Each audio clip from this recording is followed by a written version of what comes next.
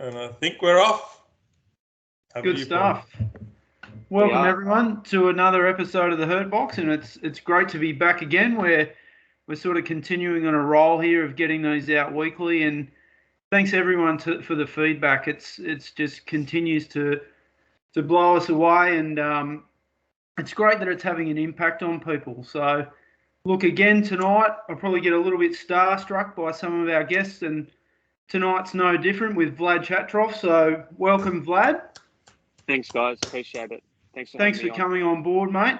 Simon, anything from you, mate, before we hook into it? No, mate, just another cracker guest, and thanks to last week's guest, Joel Pearson.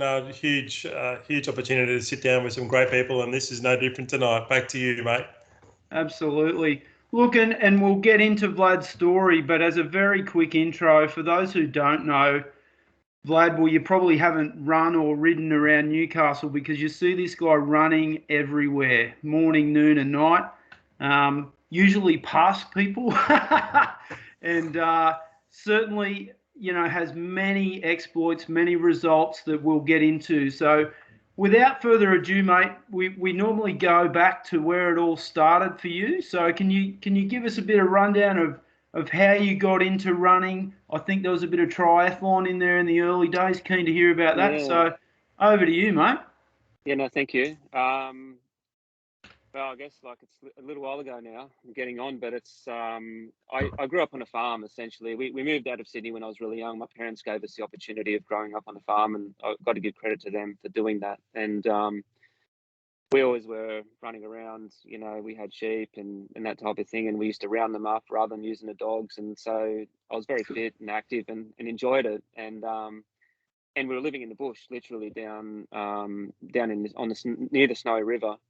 So really rugged, bushy country, lots of trails, and it wasn't even a thing back then, trail running or anything like that. And I mean, I even remember back then running around and starting to do training runs when I was, in my early teens, and the farmers just kind of looking at you, shaking their heads. I mean, why would you run? If you could hop into your full drive ute that all the farmers have and use that as your transportation. So when I used to run from point A to point B to run back from going for a swim in a river on a hot day or whatever, I just get some crazy looks. But honestly, it didn't bother me. And I started off with, we eventually lost our farm.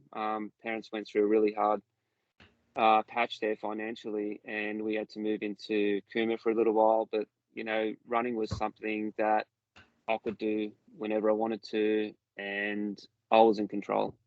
And I think that's something that I'll always take from it. I've got lots of really fond memories. But then, on the other hand, I was also pretty good at it, but I didn't really realize that until after uni. So, if we skip forward a few years, eventually I got finished high school, went to university, started doing all the stuff you do at university with my mates. And back then it was going to the gym and trying to get massive. And I was just like, man. So what happened? I feel like I actually got up to 89 kilos. Wow. And I just felt like shit. And, what do you weigh now?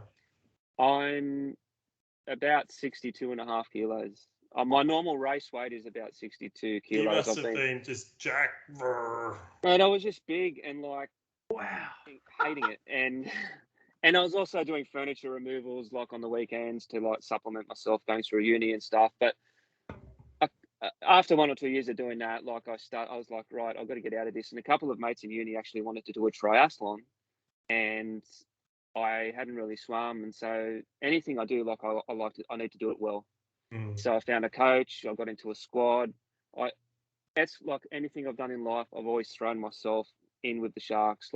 I remember calling up Bill Daverin, who was Brad Carlefeld's coach, just out of the blue when I started doing triathlon, thinking that I had some ability in Sydney.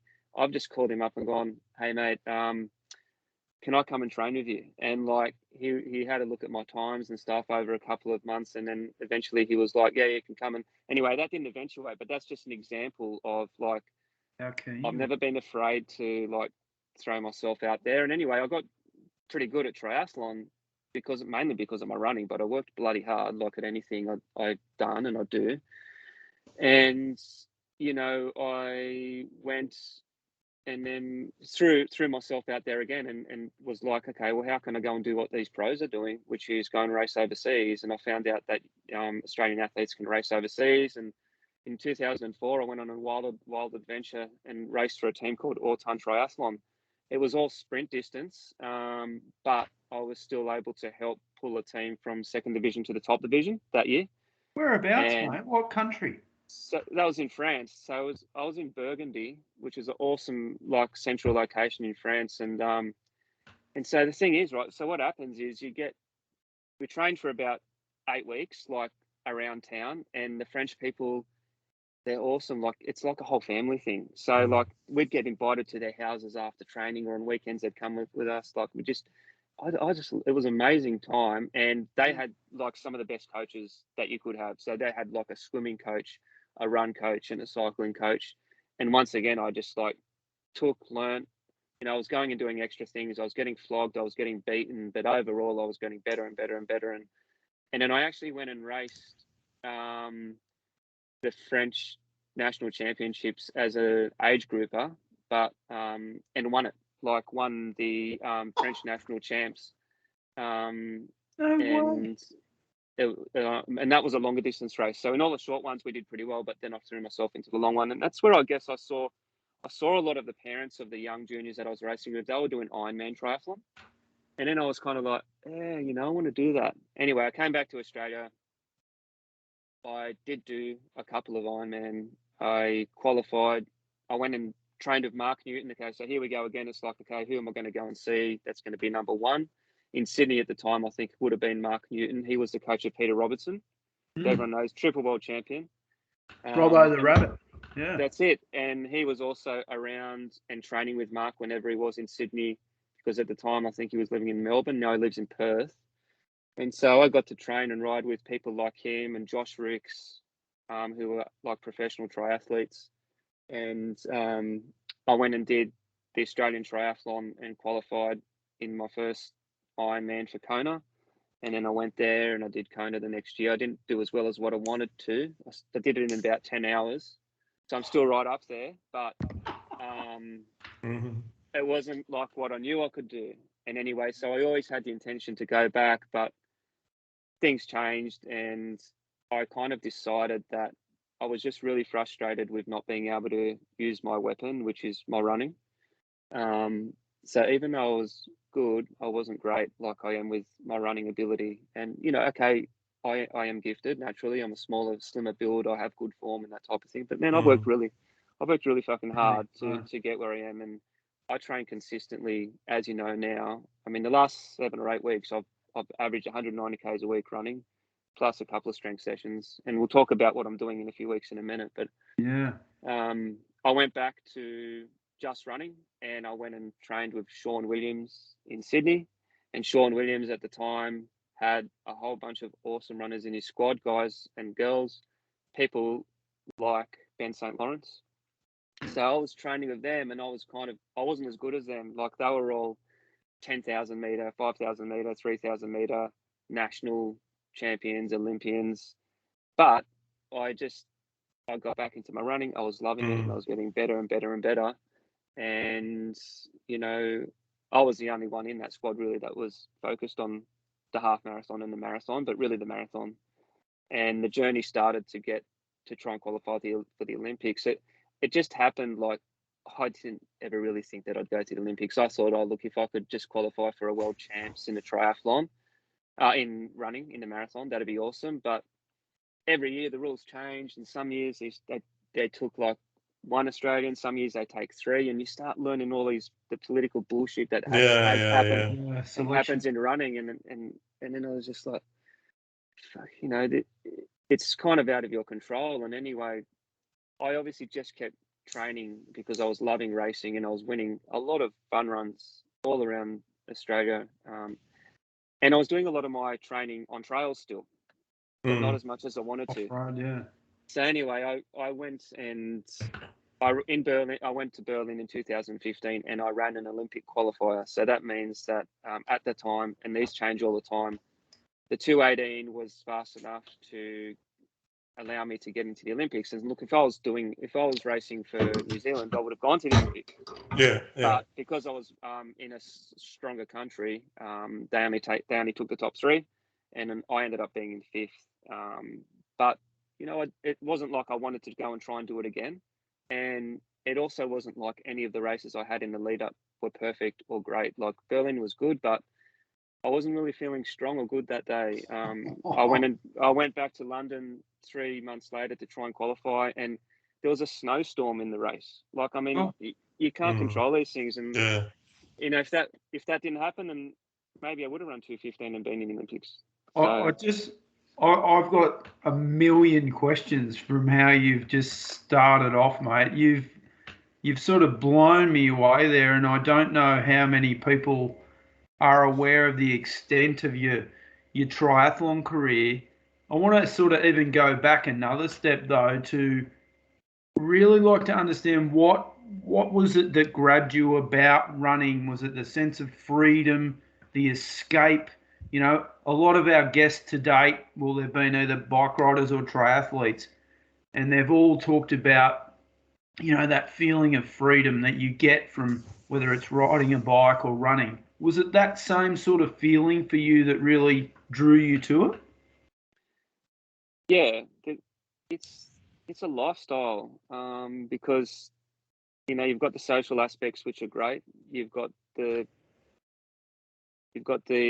individual aspects which I thrive off, and you get that feeling like whenever you do a run, even if it's short, you it's like a reset, and you just feel great, and you've sweated or whatever it is, and the blood's rushed through your body, and you just feel really good. And even if it's only 20 minutes, it's just something about running which makes you feel great. But there's so much more to it than that. And the more you get into it, and when you start doing some of these crazy long stuff, which we'll talk about in a minute, it's just like it's life changing. Yeah. Mate, you seem a little bit hard on yourself. I don't know. If that's been a bit of a constant, but you said you went to Kona, did it in 10 hours, which is pretty fucking phenomenal. You did it, sub 2 hours 19 on an Olympic qualifier, which is pretty fucking phenomenal. Are you harder on yourself? Are you competing against yourself when you run, or are you competing against the time or the clock or other people? What are you competing against? It's really just me. I don't know. I'm not hard on myself. I guess if I was to listen to this as somebody that hadn't achieved a lot, then I would think, oh, look, you've done all these great things.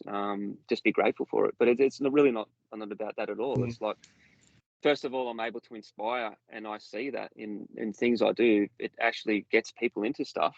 Like, people start running because of some of the things that I do, and I know that because they reach out to me. But I don't want to ever stop growing in a way. Like, even though I might get slower, things will change. Like for me, if you're not learning or challenging or doing something different, you're kind of almost dying. Like, and I've never really had a perfect race. I've had a few that are pretty close. And so I always kind of try and build on that, Yeah. So anyway. Hopefully we'll get to some of those later, like records at Tarawera and stuff like that. But look, the other thing I suppose, all of our guests, I think, are very similar in that they're all so humble and simply pass over the fact that they ran a 2:18 marathon, which is, what's that, like 3:15 pace? Something like that. Yeah. I know. So, I always had a goal of, we knew that we needed to run an average of 3:11, and so that's kind of why I never had the perfect race, but I held that pace or faster for up to 36, 37 Ks into those big races. Just as a challenge for all the listeners, go to your local track and try and run a kilometre in 3:15. I know I couldn't bloody do it, so do it for 42 Ks, mate. Hats off, that's a great effort. Did you think at the time, so you weren't that happy with that performance? You thought you could have done better?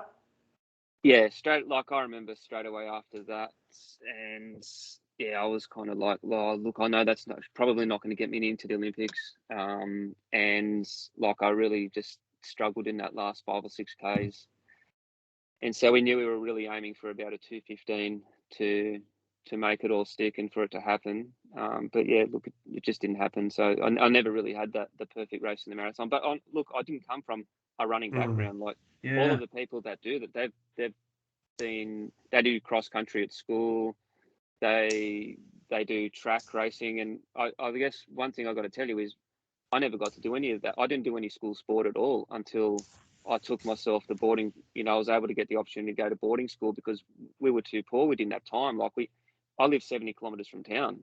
Like we didn't do any of this stuff. All we did was like travel an hour and a half to and from school, and then help work on the farm. And like the running was just the stuff I could do around that, but it was myself. So I never went to Little A's, never ran on a track until I was like 25. You know, never did all the stuff which does set you up well to run like the road marathon. So I was kind of doing it backwards. But I guess the freakish thing is that I almost got there. Yeah, absolutely. You know, so anyway. Well, there's a pretty famous guy won that day, if I'm correct, 2:04, and it would have been Kipchoge or someone like that. Yep.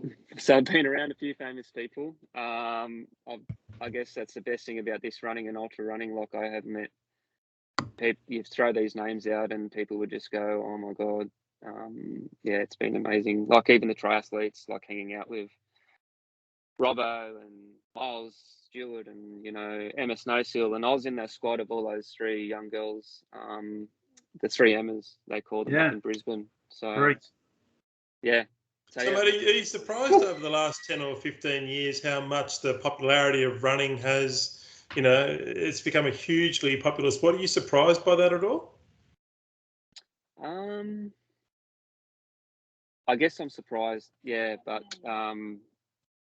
it's great, isn't it? Like, no, it's fantastic. I mean, it's trail running is just going off, and like, and it's really good to me because that's like what I love and what I'm doing more now, and what I'm doing with my business.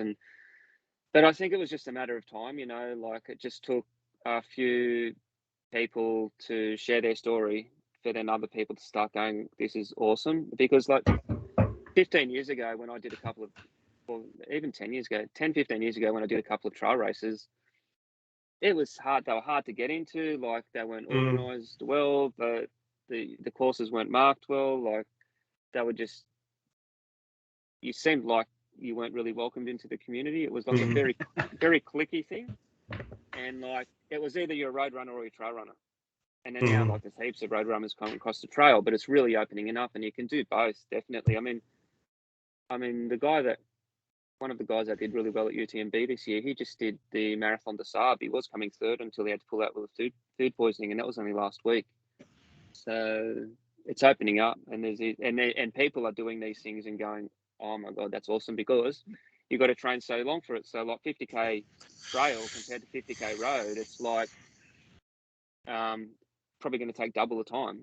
And so you're probably going to train for 6 months. You're going to get some friends. You're going to go through the journey together. Then you're going to take your family there and do it. And then you're going to have like a really tough patch for a long time during the race. Then you're going to come out of it. You're going to finish and just go, fuck, that was like so good.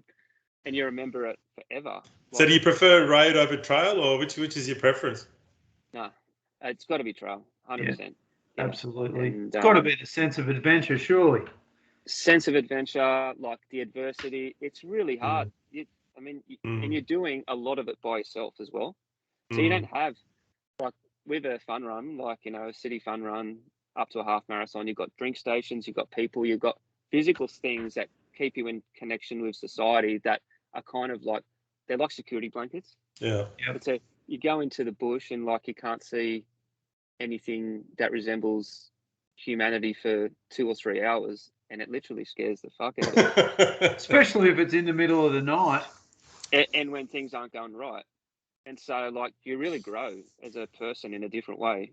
And these trail runners, all of them, but a lot of the good ones, man, they are super strong, self-driven, resilient people. And like, the things that you can do, that the human body can do. So can you give us a bit of an example of when things haven't gone right and how you've gotten through that? Like, we love to hear from our guests as to, what you've said so far has been phenomenal in terms of your, journey. But have there been dark moments where you've gone, fuck, I hate this race, I want to pull out, or I want to punch someone in the head? What's an example of how you get through that, or an event where you've just gone, I'm cooked? Yeah, I mean, there's been a few, and I think that's what's helped me get to where I am now with some of these bigger races. Like, for example, I did Ultra Trail Cape Town in 2019. So that's a 100K race, but it's brutal. Like, it's in South Africa. So first of all, it's hard to get there. You go there and half the country's in poverty, and even just the days leading up to the race, it's like people are trying to steal off you and you're worried about what food and, just things that's difficult. Anyway, then you do the race, and the race is like just so technically challenging.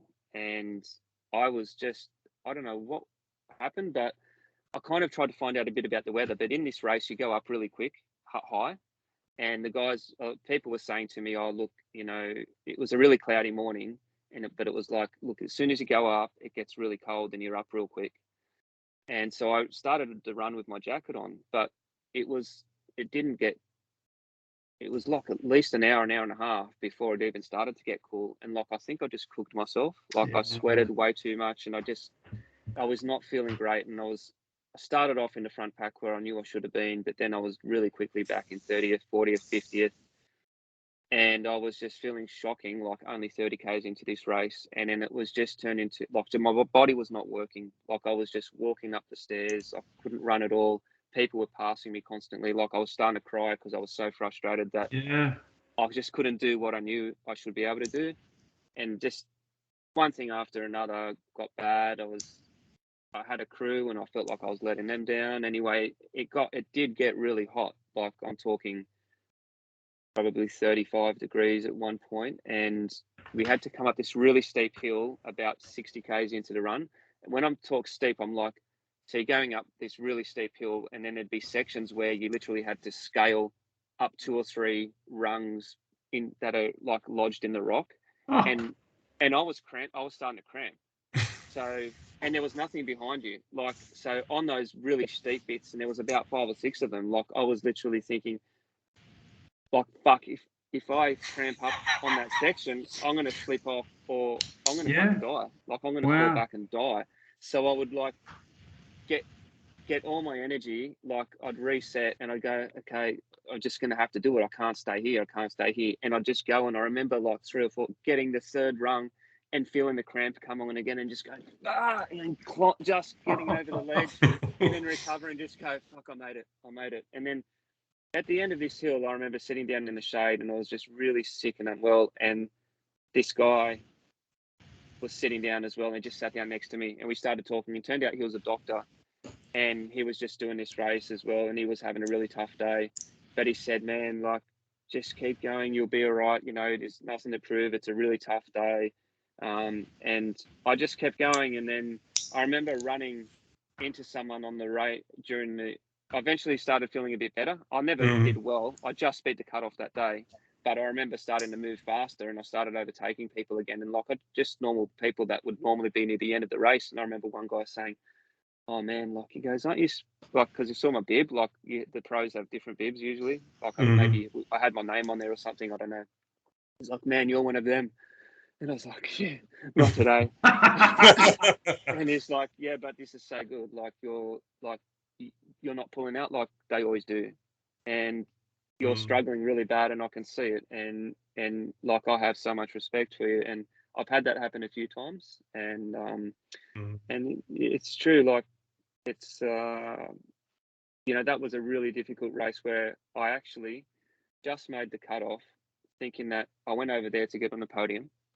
And but as soon as I finished the race, I'd already come to I came to terms with that whole experience during the race, and I was cool with it, because people were like, Vlad, you must be so disappointed, or people didn't want to talk to me because they were worried that I was going to be really upset and stuff. But I was actually, you know what? But yeah, fuck, I had a bad race. I don't know what happened with my body.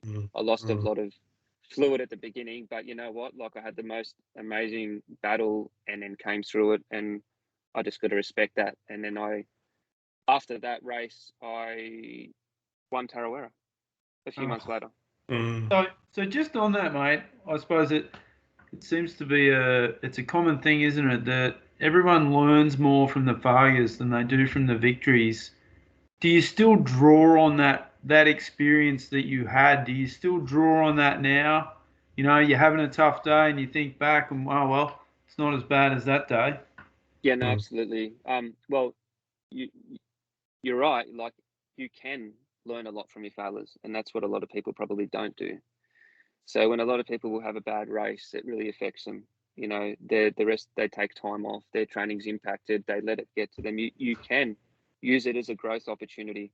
And definitely, like, I do a lot of mental strength training and working with my running. Like, I've brought it into my business as an actual thing that we educate our runners on now with a sports psychologist. But wow, you can do things where and I practice this a lot, where I think about on my training runs, usually by myself, leading up to an event. You've got to do it when it's as real as possible to being in the event. So it usually has to be on a hard training week.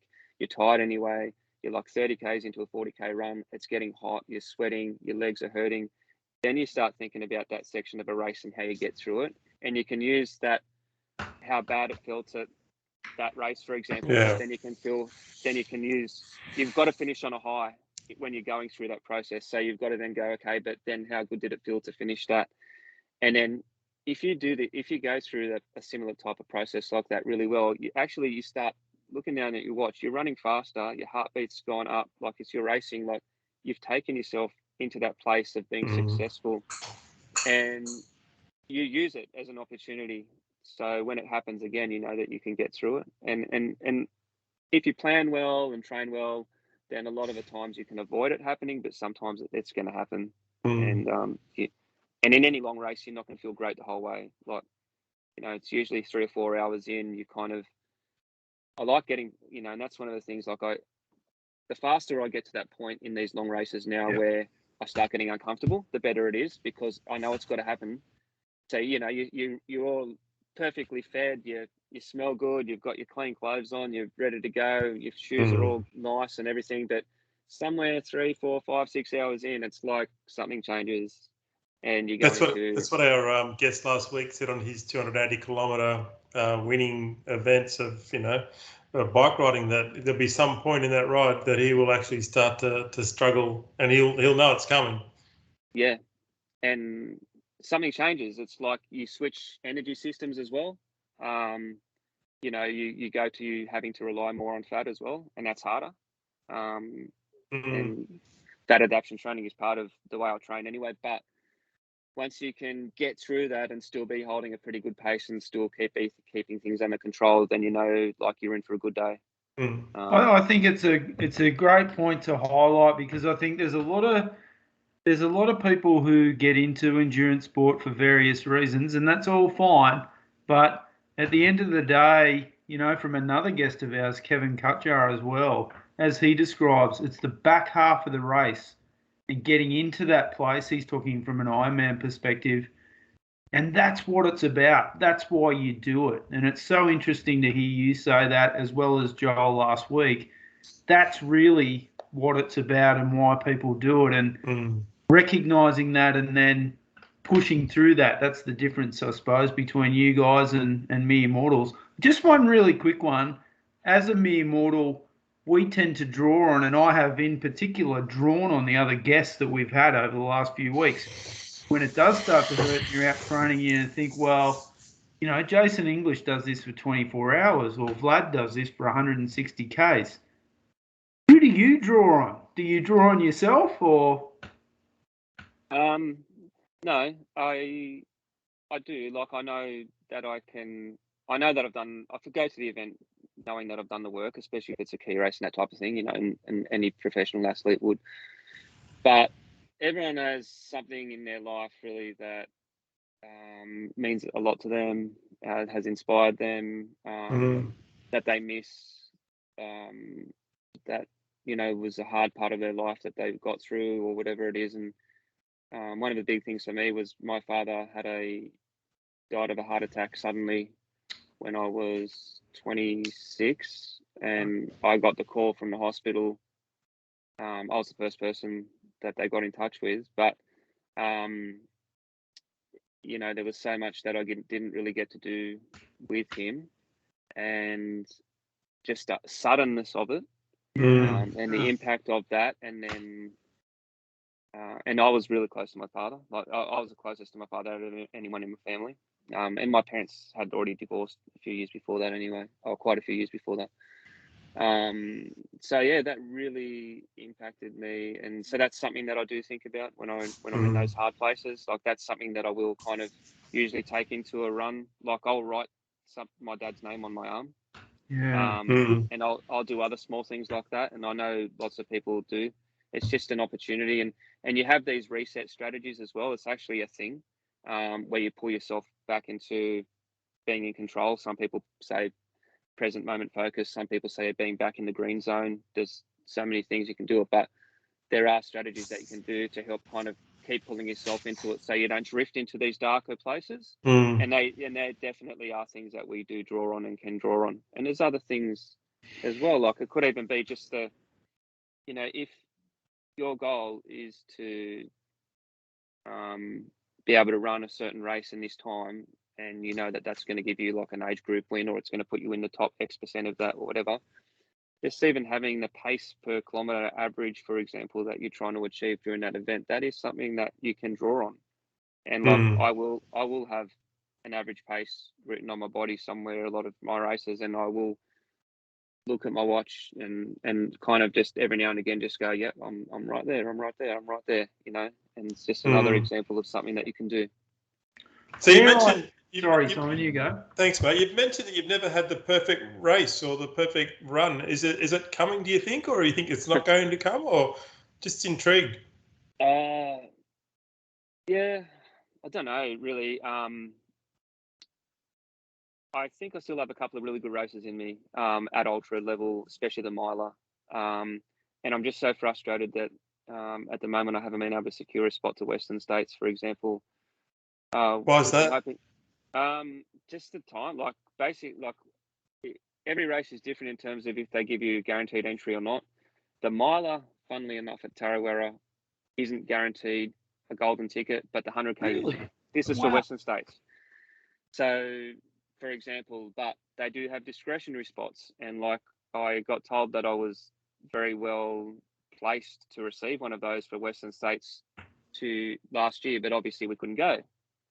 Yeah. So now it's like, well, I know I can go next year, so I'm trying to see if I can use that event result to go. But some of these organisations are a bit political, and the rules just aren't black and white. But they are improving.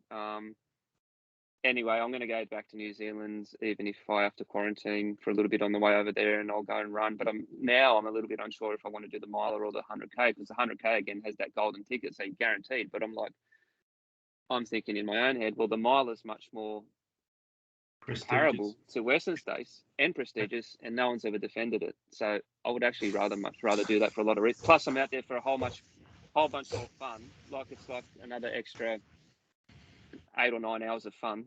So you know. Can we just explore the, you know, wow, I could ask so many questions to you, mate. We just explore Tarawera for a second. So it's 100 miles, it's 160 Ks.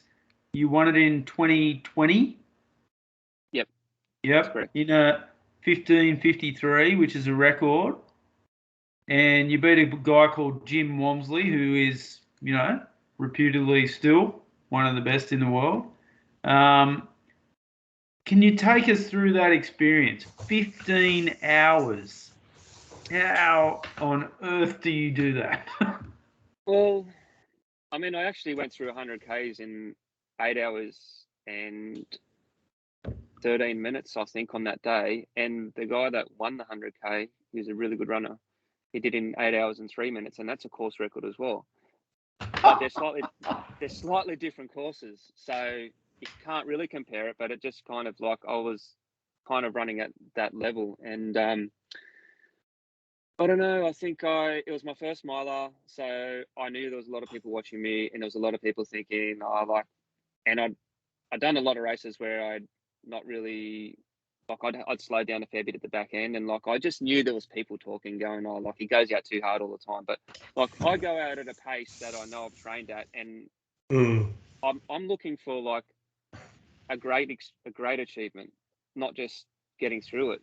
Like when I go and do a race, I'm not like okay, I'll hold back, and then hopefully if I feel good, I'll kind of improve. I'll pick it up at the end. I'm like, I'm going to attack this like it's like this from the start. And we had delays and everything in the lead up. Like the plane got diverted, and we got there really late. And we had shit pizza the night before, and I only met my crew the next morning, the morning before the race. And so I could have used all these excuses, but it was like I was so well prepared, had my plan. Started on the morning, you know, it started raining. It hadn't rained for months. They just closed the bloody forest because the fire danger was so high. But it did rain that morning, and like all the tall grass fell into the trail, and it was like running through like wet sponges. So like, you know, there were things that happened which were annoying, but it kind of like you just put it out of your mind. And after, I remember a couple of guys behind me, the Americans, saying even in the first 2 or 3 minutes, they were like, "Oh man, this pace is like too hot. Like we're just gonna come." And I was just thinking, like, fuck, are they just trying to like stir me up, or am I just totally doing the wrong thing here? And like, I wasn't going. I mean, it was flat and on hard trail around there, and I was probably running 4:30s or maybe faster. But so you're in the lead at that stage? I was in the lead, yeah. And so then after like 5 minutes, I never heard another voice all day. And so my whole aim was just to get to the boat. There's a boat crossing at 50 k's, and they only have 2 boats, and they only take about 3 or 4 people on the boat. So all in the lead up to the race, I was like, I just need to fucking get on that first boat.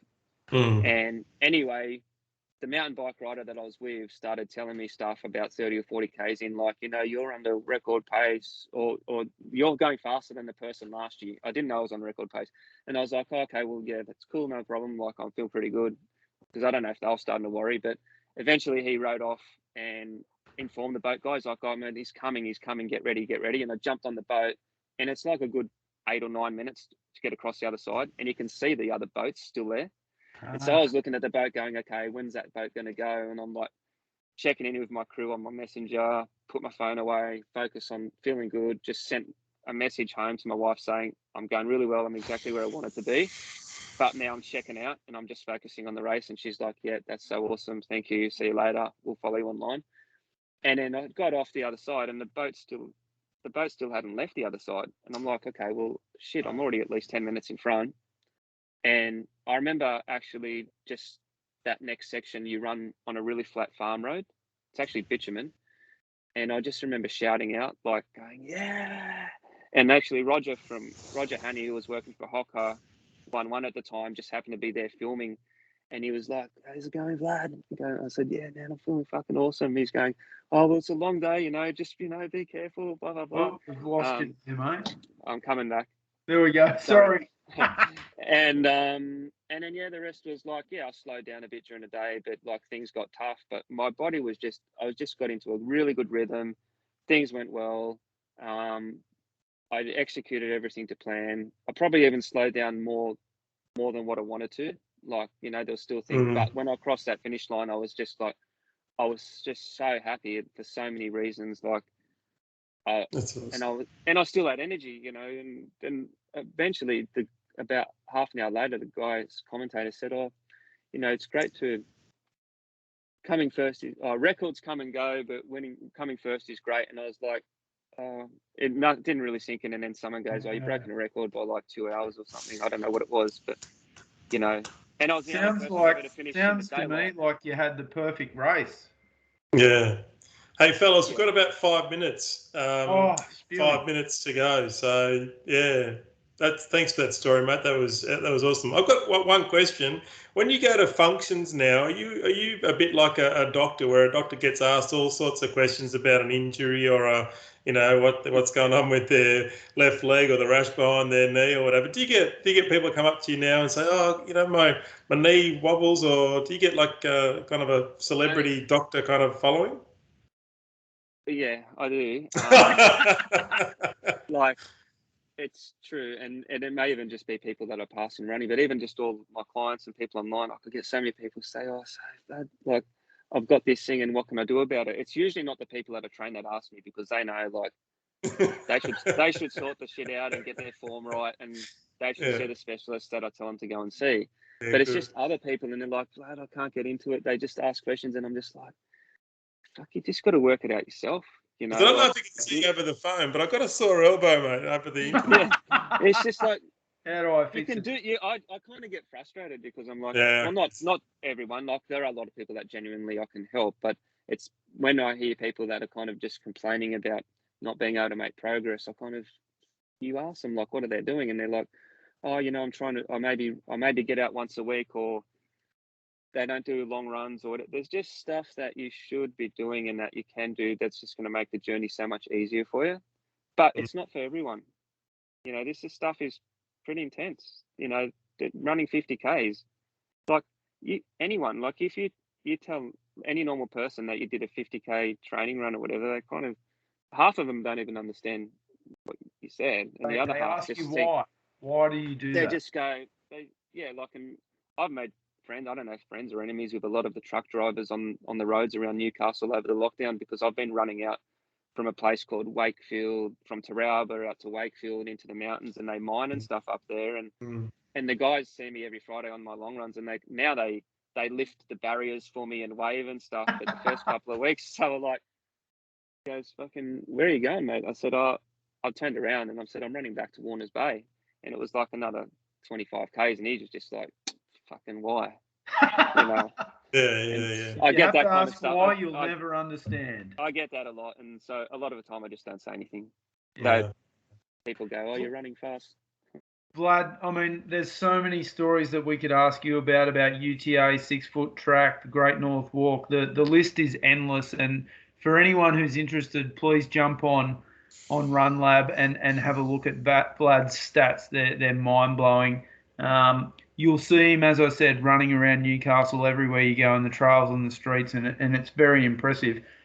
Before we go, I wanted to give you the chance. It's a great business that you have, and I wanted to give you the chance to give it a bit of a plug. I've certainly only recently listened into one of your sessions, and mate, it was mind blowing. So please tell us about your business and what you try and do with it.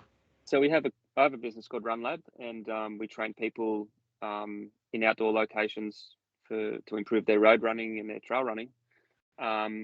In a lot of locations from Sydney to Newcastle and in the Hunter Valley, up around Maitland. And I've also started an online trail running version as well, which really seems to be suiting a lot of people that need to train at their own time when it suits them, but they just want that expert guidance, a bit of a check-in, and a bit of accountability. And so both of those things go well. So it's RunLab, and ProTrailRunner.com is the other one. They're essentially the same, but one's on ground and one's online. And you're right, we have had a couple of really good workshops recently, and we're going to have another one, because just before I go, if I can tell you that in less than 3 weeks, I'm attempting to run from Sydney to Newcastle on the Great North Walk. I've heard about this, yeah. So I'm going to run the fastest snow and time, but that's just going to be default. So FKT, fastest snow and time, that's a big thing where you try and run the route as the fastest time that it's ever been run. That'll just happen if I have a great run. Okay, so it's 39 high hours to do it. How many Ks? It's about 270 kilometers, 8,000 meters of elevation. It's a tough course, but I'm just really excited for it. And we're going to hold another workshop a week or two after I've done that. Oh wow! So if you're interested, kind of just stay on check out those, and we'll do some more leading up to some of the big ultras, including Tarawera and Ultra Trail Australia, just to really help people prepare and listen to some other great like I try and get other experts on there as well.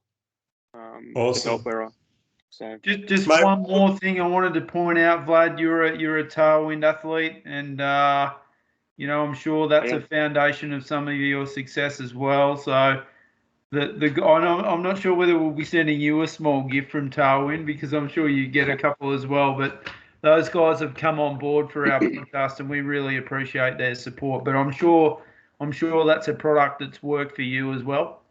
It has, and I use it, and it's just really simple, and it just works, and that's all I need to say about it. And the Tailwind community that's part of who helped me win Tarawera. Not only the product, but the guys in New Zealand. Mark and his team. He put me in contact with all those people that paced me and crewed me, and I've just met an amazing group of people through it. So awesome. I do appreciate Tailwind and all of my sponsors. So thank you. Awesome, mate. And we'll make sure all those links are in our description box, both on Facebook and on YouTube. But thank you so much for sitting down with us tonight, Vlad. Been a real pleasure. Thanks for telling us your stories, and stay safe, and good luck on those future runs. And thanks to all of our guests and to all of our listeners. It's been a really awesome opportunity to bring these stories to you. So thanks again, Vlad. Good night, mate. Thank you very much. Thanks, Vlad. We'll keep a close watch on that next few weeks, mate.